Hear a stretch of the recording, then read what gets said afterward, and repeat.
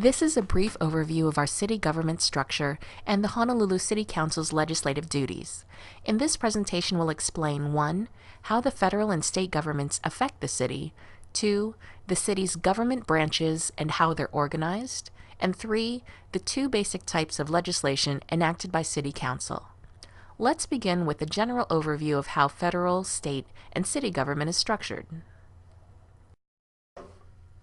Our government operates under a hierarchy of laws. The 3 levels of government are in ranked order, illustrated by this graphic. First, at the top, is the federal level. Second, the state. And third, the city. As you can see, in terms of laws, the city is at the bottom of the pyramid. What this means is that all ordinances passed by the City Council must be consistent with all of the laws and the Constitution at the state level, and all laws, rules, and the Constitution at the federal level. Within each level, there's also a hierarchy. Starting at the top, the federal level, there's the U.S. Constitution. The Constitution has the highest order and binding effect. When Congress passes federal laws and federal agencies adopt rules, they all must be consistent with the Constitution. In turn, these federal laws and rules may be binding on the levels below.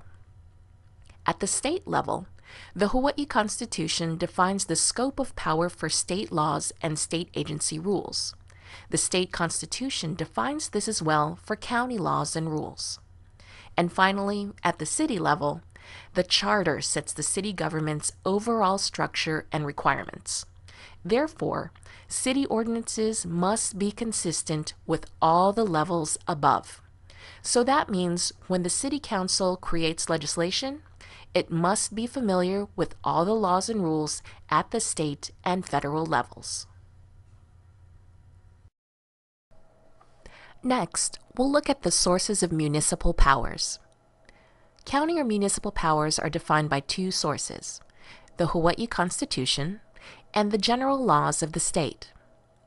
The Hawaii Constitution, specifically Article 8, authorizes the counties to adopt charters for their own self-government.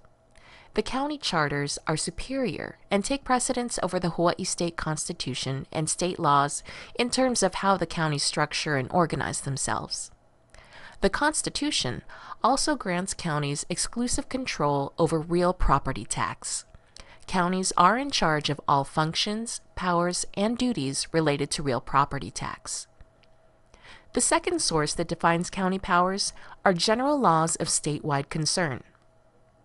This means that however counties decide to structure their governments, they must still abide by the state laws. County legislation cannot conflict with existing state law. Therefore, county legislative power is preempted, meaning it cannot extend into areas reserved for state legislation, such as public education or state highways. Now that we've explained where our county government power comes from, let's take a look at the City and County of Honolulu's government branches and their general organization. Our city government has 2 branches, the legislative branch and the executive branch, each with specific powers. In general, the legislative branch is in charge of policy making, while the executive branch is responsible for implementing that policy. Under the legislative branch, there are 4 agencies: City Council, City Clerk, City Auditor, and the Office of Council Services. With the executive branch, we have all agencies that provide the various city services we're familiar with, such as the police and fire departments and parks. Some examples of other agencies included are the Department of Environmental Services, which takes care of garbage recycling and sewage treatment, and then the Department of Transportation Services, which operates the bus system. So while the city's legislative and executive branches have different roles, they are coordinate branches. This means, according to the charter, they are legally given equal weight and rank. Next, let's take a closer look at the legislative branch, specifically the City Council and its main duties. According to the charter, the City Council's main duties are to organize and conduct business, to hold regular meetings, to open all meetings to the public, to adopt annual budgets, to confirm appointees of mayor, to appoint members of city boards and commissions, and lastly, to pass ordinances and resolutions. In other words, to create legislation. And legislation is the heart of the council's duties. So let's take a closer look at this topic and begin with ordinances. To create an ordinance or a new city law, you need to start with a bill. In order for that bill to become a law, it needs to meet the following criteria.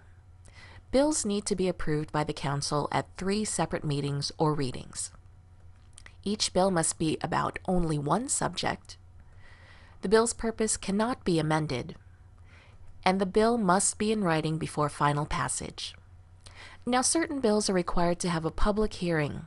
Some examples are the budget or certain zoning and land use bills. Notice of these meetings must be published in the paper beforehand. So then, after a bill passes the council's 3rd and final reading, it's presented to the mayor for signature.